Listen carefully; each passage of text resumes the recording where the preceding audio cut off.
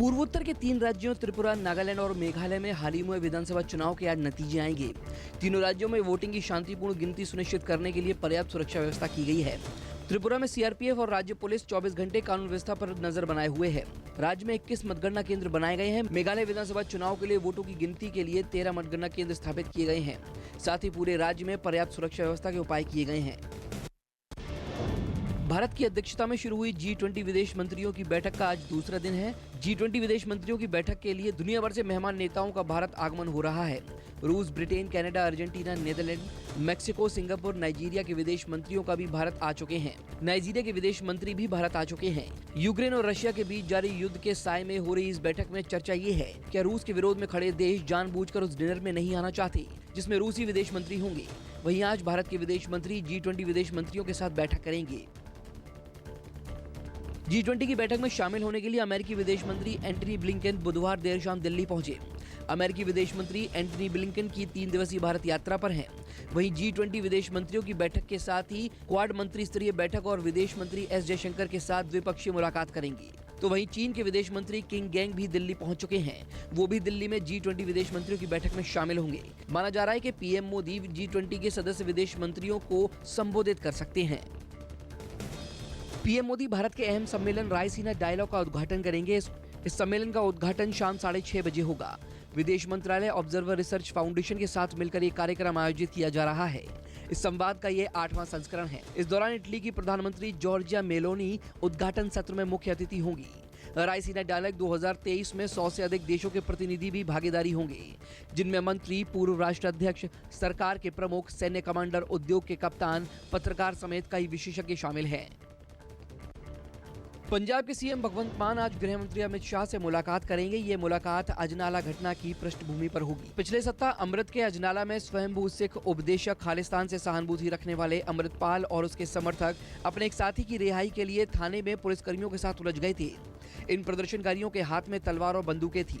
मान और अमित शाह की मुलाकात दोपहर 3:30 बजे होगी। बता दें कि पंजाब में कानून व्यवस्था को लेकर विपक्ष हमलावर है। उधर बाहुबली पूर्व सांसद अतीक अहमद को अपनी सुरक्षा का डर सताने लगा है। अतीक अहमद की सुरक्षा का मामला सुप्रीम कोर्ट पहुंच गया है। अतीक अहमद ने सुप्रीम कोर्ट में याचिका दाखिल की है। अतीक अहमद के वकील हनीफ खान ने सुप्रीम कोर्ट में याचिका दाखिल कर अहमदाबाद जेल से यूपी की जेल में प्रस्तावित ट्रांसफर का विरोध किया है। याचिका में कहा गया है कि सरकार के कुछ मंत्रियों के बयान से ऐसा लगता है कि उनका फर्जी एनकाउंटर किया जा सकता है। याचिका में यह भी कहा गया है कि अगर यूपी लाया भी जाए तो सेंट्रल फोर्स की सुरक्षा में यूपी लाया जाए। सुप्रीम कोर्ट आज अडानी हिंडनबर्ग मामले में फैसला सुनाएगा। सुप्रीम कोर्ट ने 17 फरवरी को पिछली सुनवाई के दौरान अपना फैसला सुरक्षित रख लिया था। तब सेबी के लिए पेश हुए सॉलिसिटर जनरल ने कमेटी के सदस्यों के नाम पर जज को सुझाव सौंपे थे।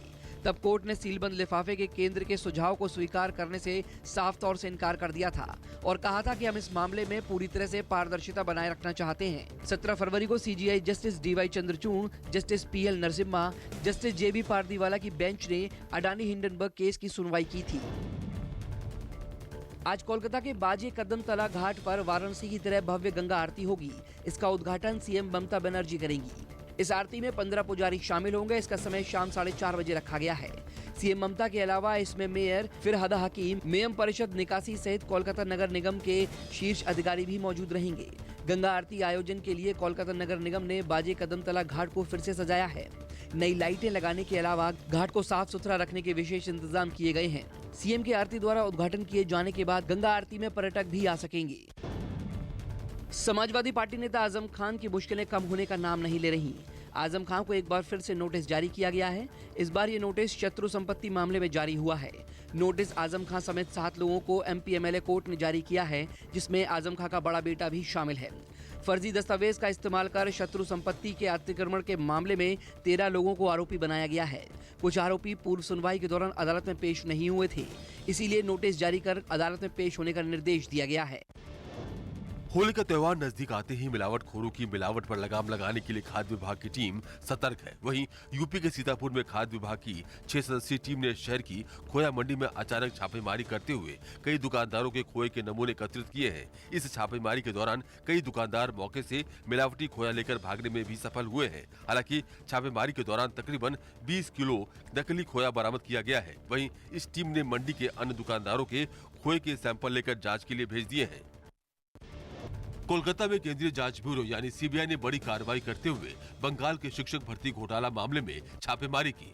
दरअसल छापेमारी पश्चिम बंगाल शिक्षक भर्ती घोटाला मामले में चल रही जांच के सिलसिले में की गई। वहीं छापेमारी के दौरान 50 लाख रुपए, 1.5 किलोग्राम सोना, लगभग 1500 उम्मीदवारों की सूची और संपत्ति के दस्तावेज बरामद हुए हैं। सीबीआई के मुताबिक जिस परिसर में तलाशी ली गई वो कथित रूप से पश्चिम बंगाल केंद्रीय विद्यालय सेवा आयोग के तत्कालीन सलाहकार और उनकी पत्नी द्वारा किसी अन्य व्यक्ति के नाम पर खरीदा गया था। राजस्थान के भीलवाड़ा जिले में पुलिस ने बड़ी कार्रवाई करते हुए एक कार से 6 करोड़ 75 लाख रुपए जब्त किए हैं। साथ ही पुलिस ने कार सवार 2 लोगों को भी हिरासत में लिया है। दरअसल पुलिस को सूचना मिली थी कि गुजरात नंबर की एक सफेद रंग की क्रेटा गाड़ी में अवैध रकम को लाया जा रहा है। पुलिस टीम ने नाकेबंदी की और गाड़ी को रोका गया, जिसमें 2 व्यक्ति सवार थे। वहीं आगे और पिछली सीट के नीचे बनाई गई जगह में 500 और 2000 रुपए के नोट भरे हुए थे। जब्त की गई रकम 6 करोड़ 75 लाख रुपए निकली। नमस्कार, मैं हूं मानक गुप्ता।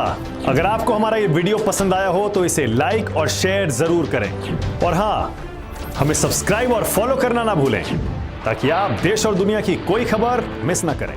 तो जुड़े रहिए हमारे साथ और देखते रहिए न्यूज़ 24।